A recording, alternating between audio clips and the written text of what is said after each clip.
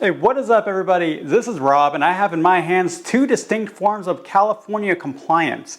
You have a featureless rifle and you have a Maglock rifle. So here's the thing.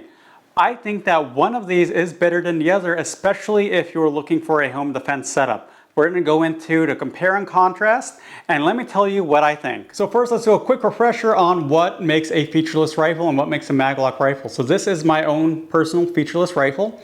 As you can see, number one, I do have a fixed stock. So I did 3D print the piece that essentially makes it fixed in place, so I cannot collapse it or anything. Number two, as you probably notice, as everyone always notices, is the fin grip. No pistol grip allowed. This is a fin grip, so I cannot get my thumb around it. We go down to the end. You will also notice I do not have a flash hider. Featureless rifles cannot have a flash hider, only a muzzle brake. So this is a 14.5 upper with a pin and welded surefire muzzle brake. And you will also notice I cannot have a vertical foregrip. That's why instead I just have an emissary hand stop right here. But of course, the main defining feature is I can release magazines, as I want to. Let me grab a magazine over here just to show that. So magazine in, out. Normal mag release, nothing stopping it. Works just fine. So now let me go and let me show you guys what makes a Maglock rifle. So first off, guys, this is an AR pistol, not an AR rifle, but it does go by the same Maglock guidelines. The only difference is that with an AR rifle that is Maglock, you can have a vertical foregrip, cannot have it with an AR pistol.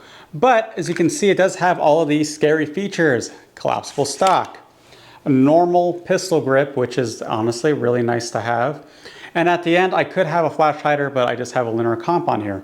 But I get closer and you will notice the main thing, and that is there is a little piece right here that makes it hard for me to disengage the magazine. Now I have what is considered the most popular way to maglock your rifle, because while of course maglocking rifle is an inconvenience, this is probably the easiest option both to reverse and to use. So let me flip this around for you. So as you see right here on the takedown pin, it's actually a button. Now what makes it maglock is that you cannot change magazine unless the receiver is split. So what I do is if I have to reload, I'll press this. As you can see, splits the receiver. Let me turn it back around. And now I'm able to hit the magazine release. So let me put a magazine in just to demonstrate. Right, so cannot reload, cannot empty the magazine. Now I will press again the receiver. There we go. Now it's separated. Now I can release the magazine. Now a maglock system really isn't the hardest to use. Once you really get used to it, it's really just break receiver, magazine out, put new one in, back together, and you're good to go. So on paper, it seems like, why not just do it this way? Why not make this the de facto way to have your rifle set up? Because yes, you do have to break the receiver, you do have to do one more small step, but at least you get all the other features, right? So get the stock and the pistol grip, flash hider if you wanted to. Well, let me tell you about one thing about featureless rifles. All right, you guys, so here's the thing. If you have legally acquired 30-round magazines, maybe you got them during Freedom Week. That was the first week of April in 2019, when for essentially a very short week, people were able to legally buy 30-round magazines. You can use them in your featureless rifle.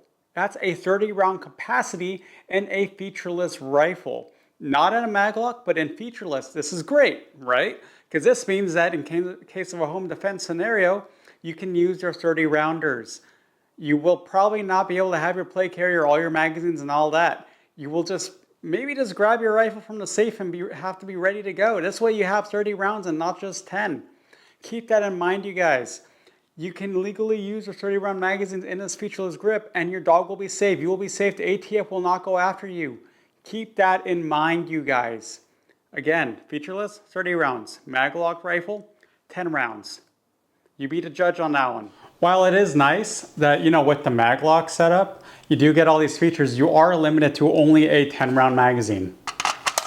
I mean, most people say, well, in a home defense situation, you're probably not going to shoot 10 shots. But the thing is, you want to have it even if you don't need it, because it's better to need it and have it there than to need it and not have it, right?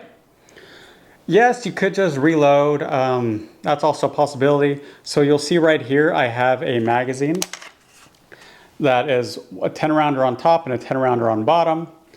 And the whole point is that you have 20 rounds accessible a little bit faster. So let's see. Let me lock this one back.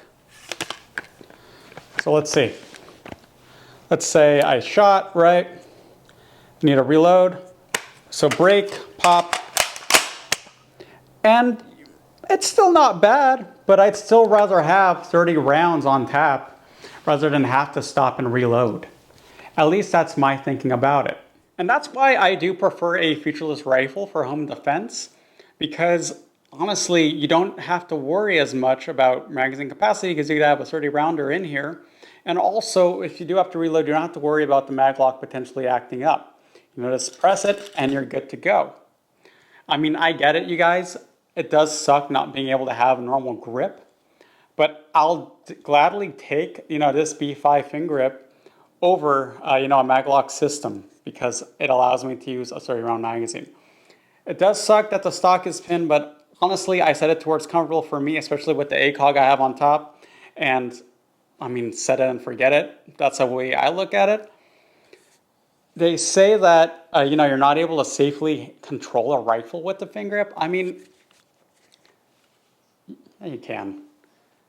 You just need to have a little bit of strength and you're just fine with it.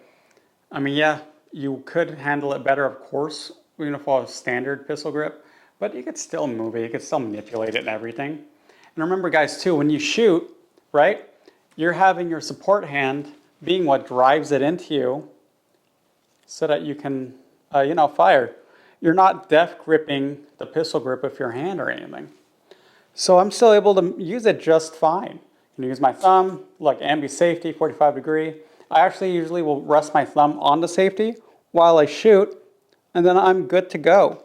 There are different versions of featureless grips if you really, really hate the fin grip. The fin grip just works the best for me with this current setup.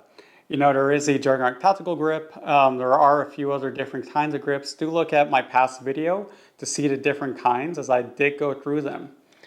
But overall, that's why I will say I do think the featureless rifle is the best rifle for if you want a home defense setup. So with that, guys, you know, let me know what you guys think. Do you guys prefer featureless? Do you prefer fixed or Maglock? Let me know, guys. With that, this is Rob, and have a good one.